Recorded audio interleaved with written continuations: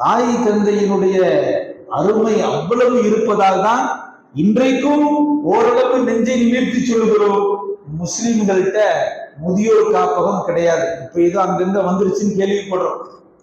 இன்றைக்கு வரைக்கும் நிறைய பட்டிமன்றங்கள்ல, யூடியூப் சேனல்ல, இன்னும் செய்திகள்ல மாற்று மத சமுதாயத்தை சேர்ந்தவர்கள் சொல்லுகிற பொழுது மனதுக்கு ஆறுதல். என்னப்பா அப்படி சொல்றான்னு பார்த்தா, இந்த பாய்கிய பாருங்க, அவ்வளவு சீக்கிரம் அவங்க தாய் தகப்பறம் முதியோருக்கு இல்லத்துல சேர்க்க மாட்டாங்க.